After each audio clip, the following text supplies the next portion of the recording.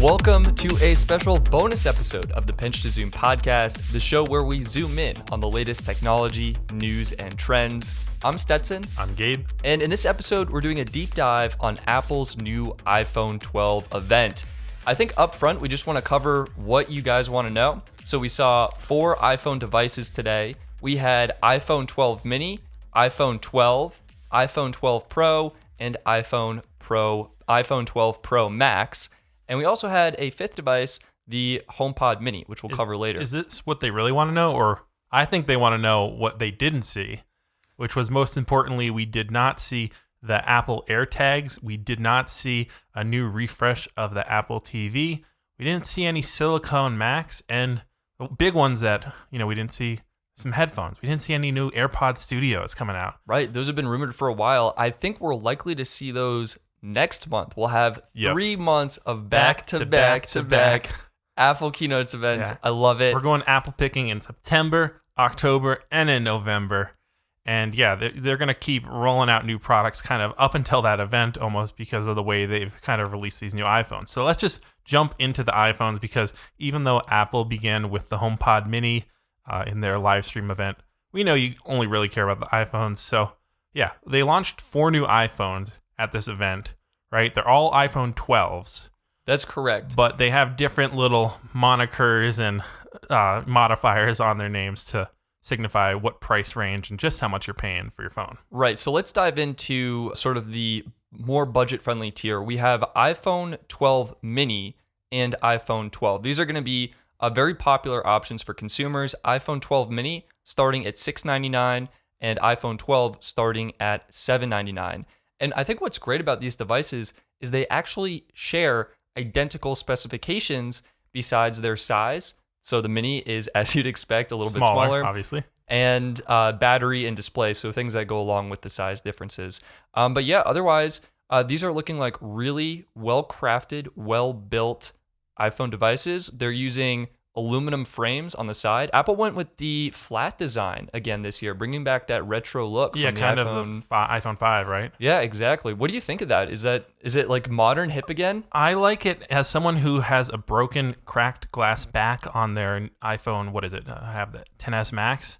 I like not being able to break the back of my phone, right? We already worry enough about breaking the screen. So, yeah, why put glass on the back? I know it looks nice, but... No, this is a glass back. But it's the aluminum back, isn't it? No, it's aluminum side rails. Okay. Really, yeah. The real difference here is... But the difference is, though, that the glass doesn't curve around the edge. Because that's actually how you crack it more, right? Is that curved edge with the glass, the ability to crack. They did say they put new glass in there from Corning.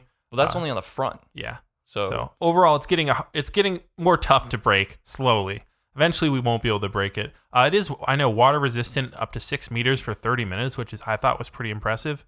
But yeah, let's talk about the iPhone 12, iPhone 12 Mini. Share one big feature that was introduced to these phones, was honestly, if you're reading any articles online, you're going to already have seen, and that's 5G. Right, 5G is here across all the iPhone models, and what I love... Yeah, this was, I think you're going to say, is they didn't just pick and choose which they gave what.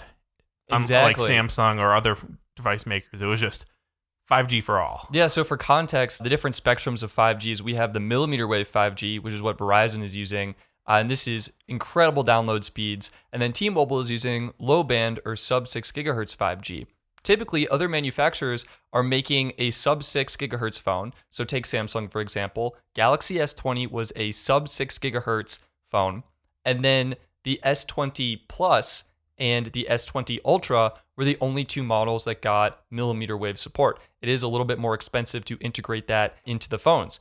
Apple took a different approach here, and they integrated both the sub 6 gigahertz and millimeter wave 5G across all of their iPhones. So you're getting the best 5G experience regardless of which iPhone you choose. This is so Apple, right? Like they didn't go, oh, you have to now decide this different. Like Android phones are always about you choose. So like if you don't need millimeter wave, maybe you get this one, save a little money. But Apple's just like, look, we know you want 5G and we know you don't really want the slower version. You want the faster version eventually. So we're going to give you that. We're going to put it in all the phones. We're not going to mess around with, giving you a slightly cheaper one that, doesn't give you the fastest speeds because we want to give you the best experience with our phones.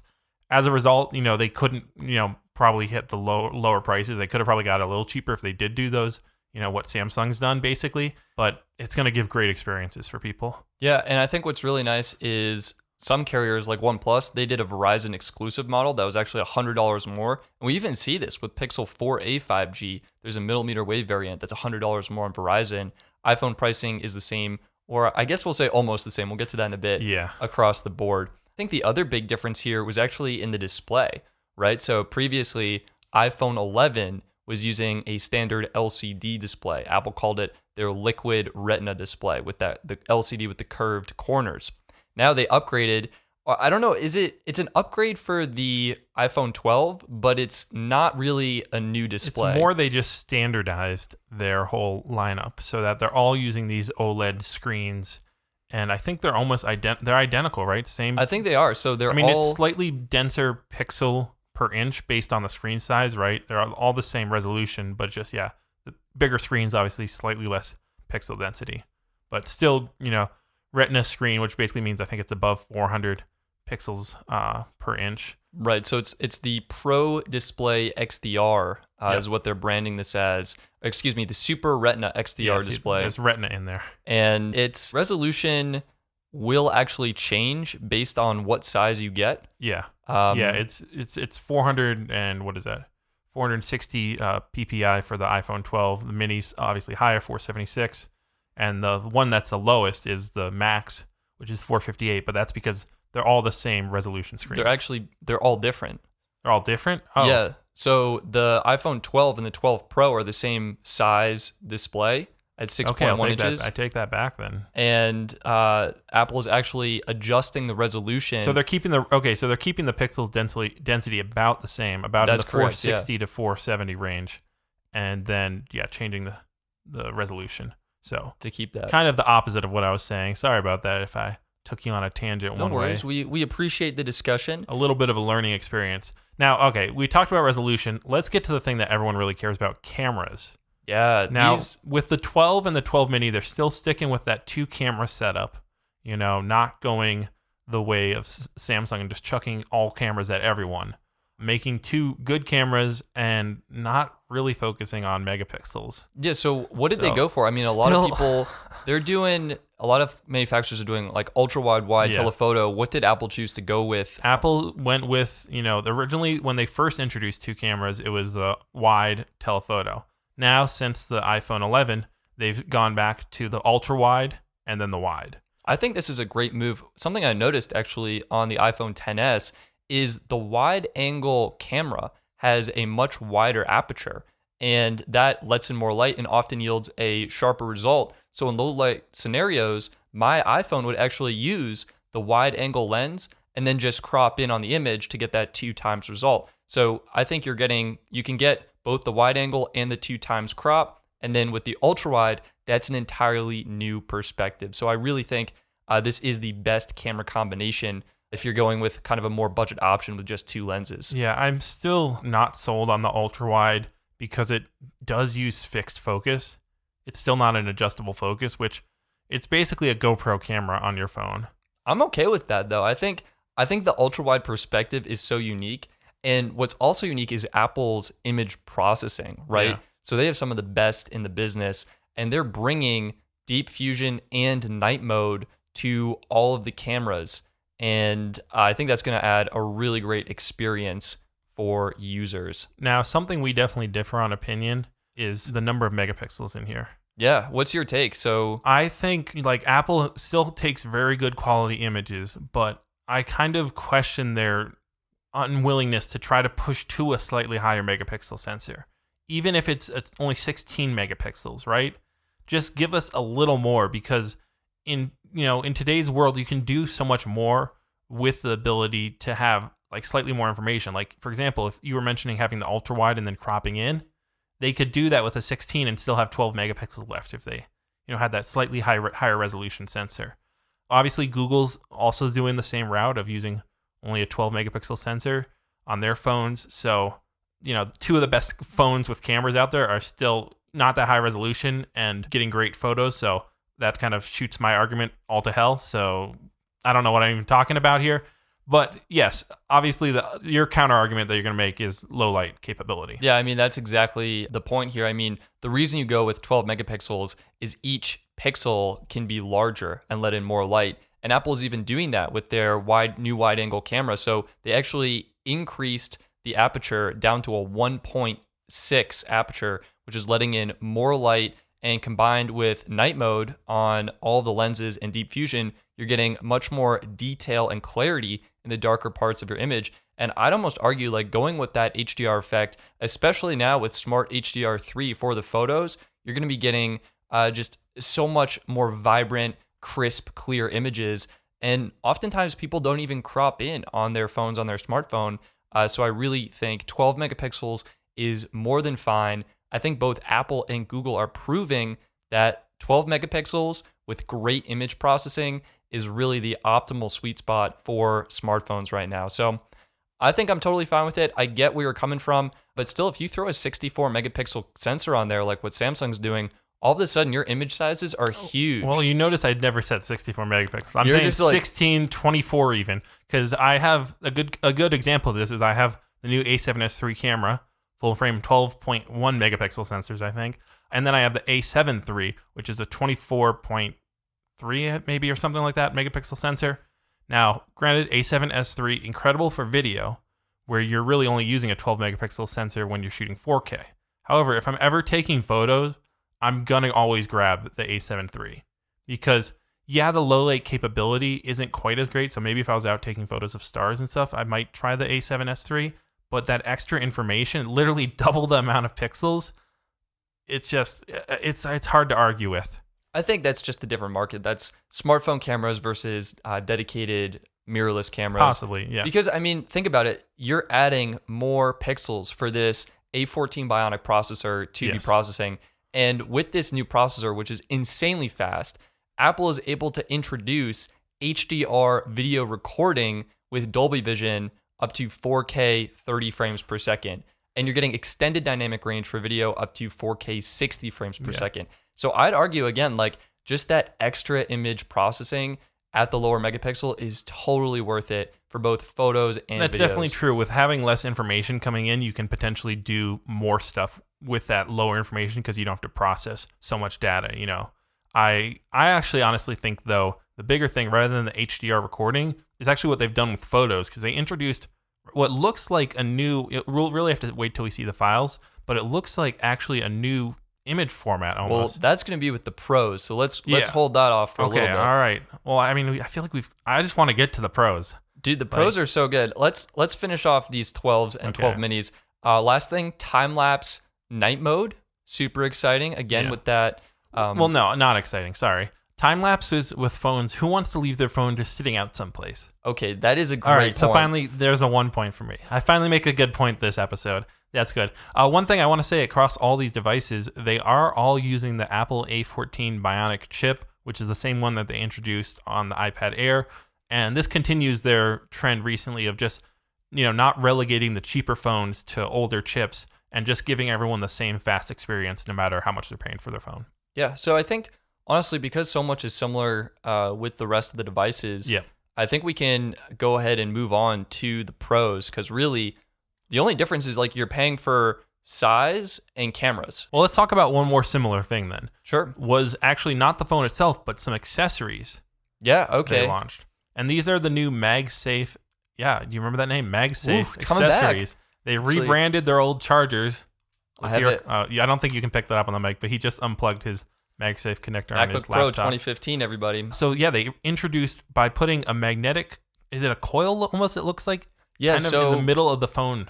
Exactly. It's basically, it goes around the Qi wireless charging unit, and it's just this magnet configuration that's going to allow for some accessories. So what can users do with this new MagSafe? Honestly, the one that is probably going to get the least amount of attention, but for me was kind of like, I know someone at Apple was so fed up with people sticking, those, you can put cards and money and stuff in it, and people stick them right on the back of their phone. Yeah. And I know there was some engineer or someone at Apple that was so fed up with seeing the back of their beautiful iPhones out there just getting stuck to with 3M strips and stuff that do leave residue after you keep them on forever. And they're like, how can we fix this in some way? You know what it was? It was their recycling department. There was That some guy too, in there who was just also. like, gosh darn it, why do all of these phones have so much adhesive residue on them? This is a problem we need to fix. So yeah, what are the new accessories beyond just that little sleeve for cards and money to stick on the back? Yeah, so as Gabe mentioned, you're getting kind of a nice card holder that just kind of magnetically snaps onto the back of your phone. Apple introduced their new lineup of cases, which are a little expensive at $50 each. They're offering both their silicone, leather, and clear cases. And what these do is they actually will kind of magnetically attach to the back of your phone. And they also work with Apple's calling a new Magsafe charger. So Magsafe is coming back in its truest form, Magsafe for iPhone. And basically replacing the extinct and never existent AirPower. That's correct. What's really great about this is, when you go to set your phone down on a wireless charger and the pad is kind of big, you kind of miss the spot, you got to adjust it, and you're like, well, at this point, I might as well have just plugged in a fast charger or something. With the Magsafe charger, you get your phone close to it, and the charger will probably lift up and literally connect to it. And so you're getting that perfect connection every time. And Apple, with their new phones, can now support up to 15-watt fast wireless charging, which is super exciting. And the Magsafe charger coming in at only $40, which I think is reasonable. And you know what? This actually just reminded me, speaking of chargers, Gabe, what is no longer included in the box of all iPhone models? We knew this was coming as they weren't including them in the iPads. Is that what it is? It was the Apple Watches. Apple Watches, yeah, sorry. That no longer ship with charger adapters. They have the cables in there. But now the iPhones also won't have a charge, wall adapter, and instead will just ship with a USB-C to Lightning cable, which now they're getting chewed apart a bunch online for people saying this is purely a move just to increase profits. And I will agree, yes, there's probably some part of this that is profit motivated. However, as they made a good point in the keynote, it's beyond just not shipping that adapter. Yes, they no longer have to make all those adapters, but they also can make the box smaller, which means they can fit more iPhones onto each pallet that they ship, which means less waste and less I think it was something space. Crazy, 70% more iPhones will fit on one shipping container. And that's not, that's a big number, but also think of how many iPhones they ship too. Yeah, they ship billions of iPhones, and some small changes, even just not including an adapter, or headphones. Actually, I want to add that in. They also, not including headphones. And I will add, if you're looking for an adapter, USB wall charger, and you don't want to pay stupid Apple prices for one, you can easily find some on Amazon. I personally like the brand Aki. You can get one that actually has a USB-A type charger, which is the old school USB one, as well as a USB-C one in the same wall plug. And I think it's only $20. Yeah, this is, I think, a big win. Honestly, Apple's saving the environment because they're trying to go carbon. Don't say saving the environment. They're not saving the environment. Let me rephrase that. Reducing their environmental impact. That's a much better way of phrasing that. They're trying to be carbon neutral by 2030, which I respect, coming up in just 10 years here. But yeah, so this is a good move from their sustainability standpoint. But also for the consumer, the chargers Apple included weren't great. And so you're better off picking up. I have 20 of them. Yeah, you just they sit around, and you're better off buying these third-party ones. Gabe mentioned Aki. I'm a big fan of Anchor personally. Anchor's pretty good. Probably honestly the same exact components, but just slapped a different name, different plastic enclosure. So yeah, I'm okay with it. The headphones is a little bit of a letdown to some degree, but AirPod sales are going to go through the roof, whatever. And I think they're on sale on Prime Day. So, all right, let's go on to the pros now. Yeah, the pros. Not the pros and cons, but the iPhone 12 Pro and the iPhone 12 Pro Max. Now, beyond just screen size differences, there are actually differences between these two phones, and they're both very different from the 12 and 12 mini. So first off, what's the similarities between the two Pro models, and how are they different from the 12 models? Yeah, so I think it's almost kind of hard to talk about this. So let's start with the 12 Pro specifically. Okay, all right. So 12 Pro has the same wide angle and the same ultra wide angle cameras as the difference between the 12 is and both Pros is they have 3 cameras and a LiDAR scanner. Oh, you were just thinking the Pro and the Pro Max? Yeah. Okay. Together. Then in that case, yeah, the difference is the telephoto camera and the wide angle. So actually kind of surprising. With the iPhone 12, 12 mini, and 12 Pro, Apple introduced their new f1.6 aperture for their wide-angle camera lens. However, with the 12 Pro Max, they had additional space to work with, and so they rethought two key pieces of the camera. And this is going to be the stabilization and the sensor itself. The 12 Pro Max has an entirely new sensor that's actually larger than what you find on the other models. And with this larger sensor, Apple is able to get, again, much better light for better low light performance. And because they had extra space, Apple introduced a new kind of stabilization that they're calling sensor shift optical image stabilization. So instead of stabilizing the lens of the camera on iPhone, Apple is stabilizing the actual sensor itself. And this can allow for significantly more micro adjustments, 5,000 micro adjustments per second, which allows for up to 2-second exposures when using the iPhone handheld. I mean, this is huge, and you're also getting improved video as well. I mean, is it really huge though? It is bigger to some capacity. I don't know. I feel like they definitely were hyping this up a little bit just to try to push people to go with the Pro Max and spend that extra money. You know, I'm glad at least they're focusing the new camera features on the wide one, which is the one that people use the most often, rather than like Samsung goes and just like, oh, we'll delve all these new features into the telephoto. Well, actually, it's funny you mentioned that the telephoto was the second camera that had improvements. It's 52 millimeters on the 12 Pro, 65 millimeters on the 12 Pro Max. And this allows you to, instead of getting a 2 times optical zoom, you can now get a 4 times optical zoom. The difference, though, is also in the aperture. The Pro Max has an f2.2, whereas the Pro has an f2.0. So negligible. You think I'd almost go with the slightly wider one, to be honest. Why?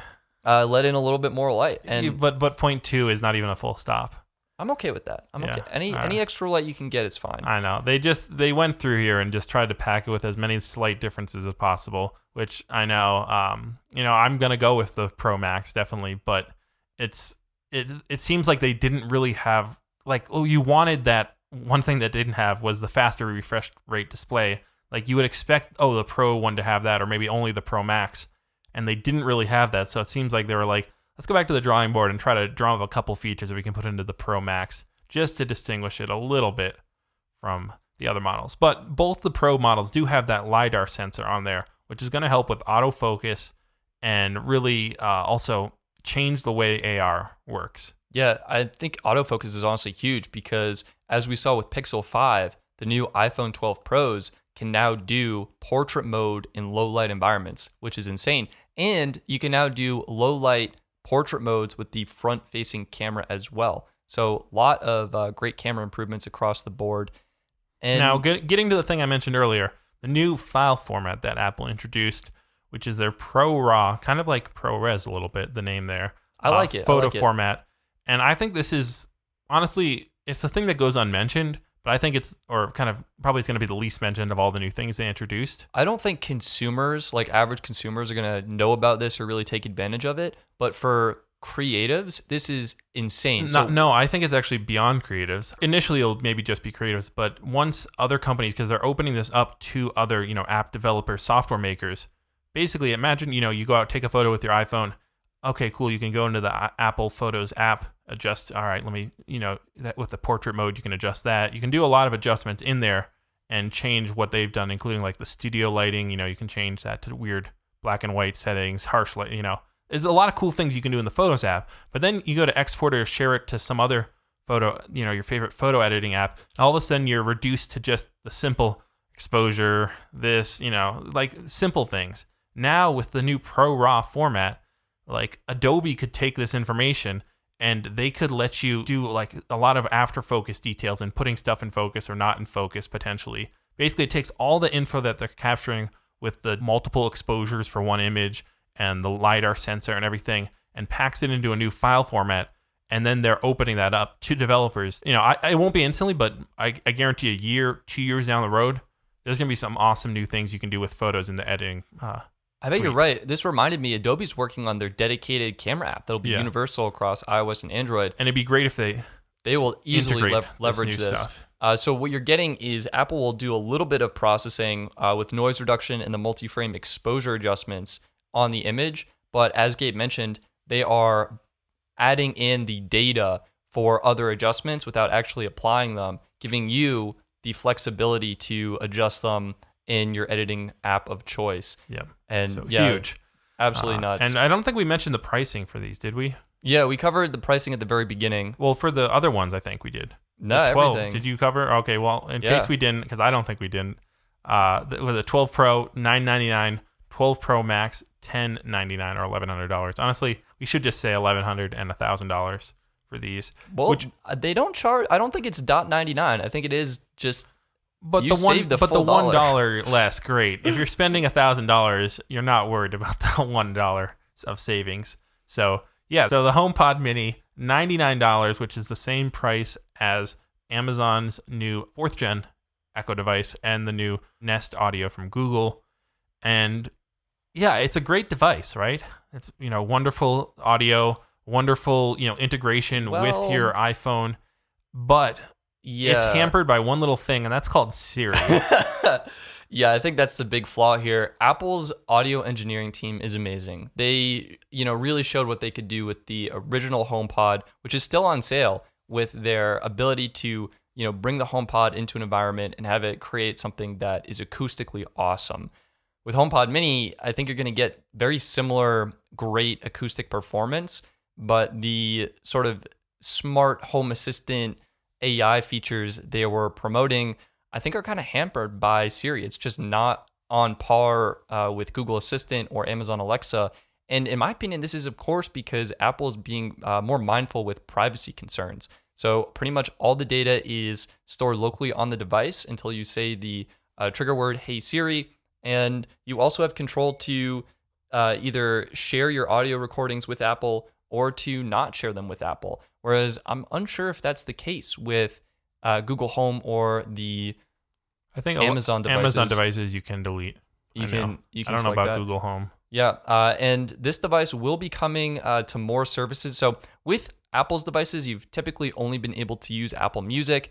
I believe you can now use Spotify, which is great. And Apple announced they're going to be bringing more services, including Pandora, iHeartRadio, and even Amazon Music, which is kind of surprising. The other feature was intercom. Gabe, what did you think of? Don't even say, we don't even need to talk about the other features, because the other features are, it basically does what any smart home speaker does. Well, I think there's one thing that no smart home speaker is doing right now, and this is handoff. With HomePod Mini, Apple built in the U1 chip, so you can bring your iPhone up to the HomePod, and it will kind of magically just transfer the song. So you have this beautiful continuity experience of listening to your music on your HomePod Mini, then on your iPhone, and you can take that with you as you go into your car. Yeah, that is right. That's one thing Apple can uniquely do, because they make so many of the mobile devices.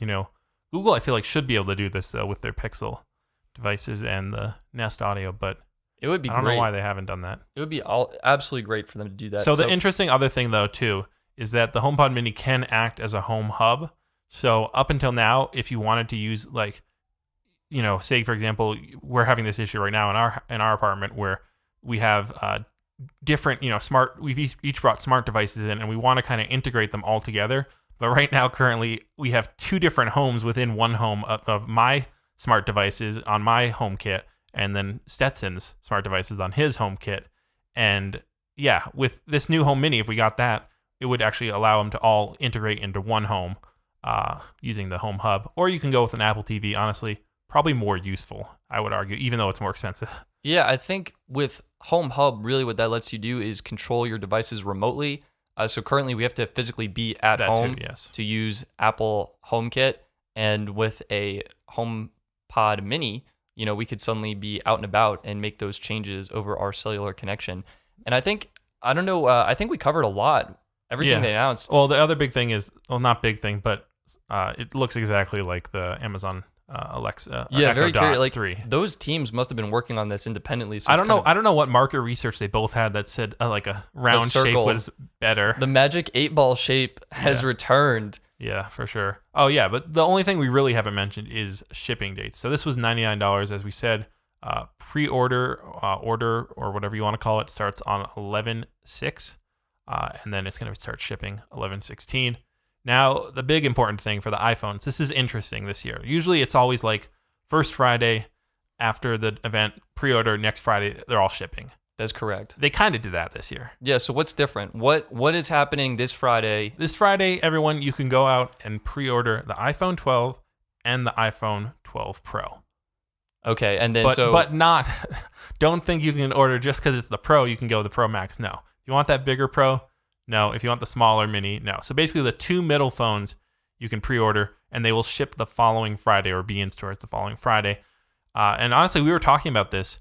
I think this was a move on their part to potentially push devices, because if you're going to go with a new iPhone, most people, I feel like, either go the most expensive, the Pro Max, go big or go home. Go big or go home. And then the home is not the HomePod Mini, but it's actually the iPhone 12 Mini. So they either go budget, right? Yeah. And this is a way that they're pushing people to potentially go for phones that they don't usually buy, and they might otherwise have an excess in. And they're also pushing back the ones that are going to get the huge surge in demand so that they can build up a little supply in their stock. I think it's a great strategy. If you want it early, you're getting either the 12 or the 12 Pro. And if you want the device, you really want either that Pro Max or the Mini, then you are kind of waiting a little bit. And yeah, so for those, when do they order? So yeah, with the iPhone 12 Mini and the iPhone 12 Pro Max, pre-orders are starting November 6th, and they're going to be available on November 13th. So a little bit of a delay there. I think the last thing I want to mention is Apple had a great partnership with Verizon during this keynote presentation, and Verizon announced they actually lit up what they're calling their nationwide 5G coverage. So this means they're now using low-band 5G, essentially. Really what it is something called DSS, or Dynamic Spectrum Sharing, to allow 5G connections over existing 4G LTE bands. I think this is super exciting. Definitely check out Verizon's new coverage map because you could be enjoying Verizon 5G on your new 5G iPhone 12. Yeah, and would people have to upgrade their plan, or do you think when they add it right in? Verizon included 5G with all of their postpaid plans. So that's awesome. Yeah, except for the unlimited starter plan. So the baseline plan doesn't get it, but the more premium ones do. And this is great because having more 5G devices actually alleviates some of the congestion on the LTE network, and that can help improve performance for existing users as well. This release honestly is huge for 5G because it really, up until now, if Android devices are slowly making it over to 5G, yeah, that's cool, but that's just half the battle because I don't know the exact breakdown of Android versus iPhone, but iPhone, especially in the US, makes up a majority or a large amount of users. It's a large market share, yeah. So, the incentive for Verizon, T-Mobile, AT&T to start building out their 5G infrastructure wasn't that huge. Now, once the iPhones come on board with Apple here, full speed ahead. Like if you thought they were building up and putting up 5G towers fast before, boom, they're going to be launching them even faster now. Which interestingly, I've seen it pop up in a lot of places. Some small towns are trying to block the amount of 5G towers or 5G towers in general because, there's that whole concern that they're causing disease and stuff. 5G is amazing, and I'm excited to have it everywhere. I think the very last thing I want to talk about is pricing. We kind of mentioned all of the pricing earlier in the episode, but it turns out the Sprint, T-Mobile, and SIM-free unlocked iPhone 12 and 12 mini models are $30 more expensive across the board for the 64, 128, and 256 gig storage options. Yeah, this is just weird. It's just weird. I think it's just straight up weird. Like, this is the first time I can actually remember this happening. Like, I don't know if it's happened with other iPhones. Well, it feels like we're going back to the days when you used to get the huge discounts for buying a phone through a carrier. Yeah, it does feel like that. $30 isn't much, but still, they're definitely pushing you to go with Verizon and AT&T. Right. Yeah. Or maybe they just want to make more money. I don't know. It's so weird to me. And a lot of the carriers are promoting trade-in values and things like that. So definitely check out the website to see what would work best for you. That's going to be it for this episode, though. I don't know. We didn't really mention the cons of what we didn't get. Sorry. I'm not going to let you skim through here with only focusing on how great Apple is. So we already mentioned the one con that we didn't get, I think, right? The 120 hertz refresh rate display. Yeah, exactly. And I'm okay with that because if you had to choose 5G or 120 hertz, 5G was absolutely the right move.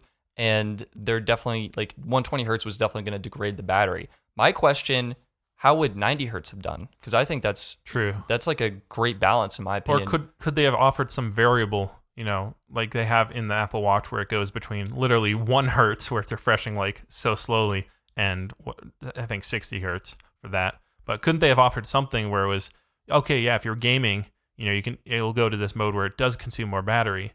But yeah, I don't know. It was a bit of a letdown. And also, speaking of battery, they didn't really improve the battery life, even without adding, the higher refresh rate display.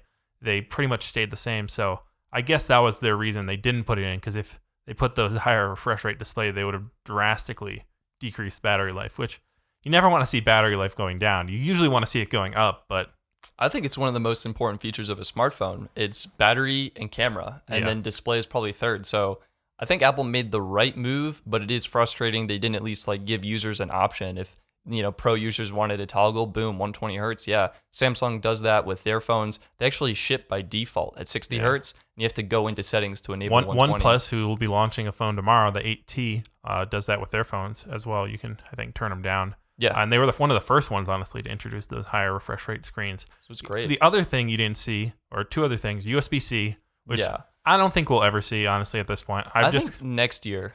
I'm just resigned to the fact that I'm going to be using stupid lightning ports that, you get 1 drop of water on there, and that's just the chargers, the pins connect and short out, and you're done. So I'm not worried about that. That's back of the mind. The thing that I was really hoping for, especially after seeing the iPad Air, was Touch ID on that side button. Oh, this is such a good point. I wish I had brought this up, but yeah, iPad Air, they built Touch ID into the power button.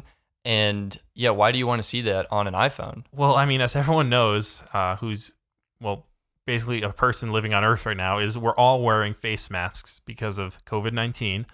And yeah, that's great. Keeps you safe and everything. But what has happened in the past couple of years is our phones have gone from Touch ID to Face ID. And we thought that was great until the pandemic hit, when, Face ID doesn't work so well when half your face is covered up. So oftentimes using Apple Pay, or actually all the time using Apple Pay in stores, I have to double click and then put my passcode in, which, I mean, I'm not going to complain. Like, that's a first world problem there, but it's so slow, though. It'd be really great if they put it right in that button. So when you double click, it just scans your finger and you're good to go. Yeah. And I will say the annoying thing is that when you swipe up to get your passcode, it has to try Face ID first. Once, yes. Authenticate, fail, and then it prompts you to enter your passcode. And you're just like standing there waiting, which is never fun. I mean, it's supposed to be fast. Like, Apple Pay is supposed to be super fast and seamless, and it's been reduced to this kind of little mess, which I didn't think they'd put it in the iPhone 12s, but I thought maybe the Pro models, especially the Pro Max, I thought might have it. It would be a great feature to have, honestly. And if Apple can do it with iPad,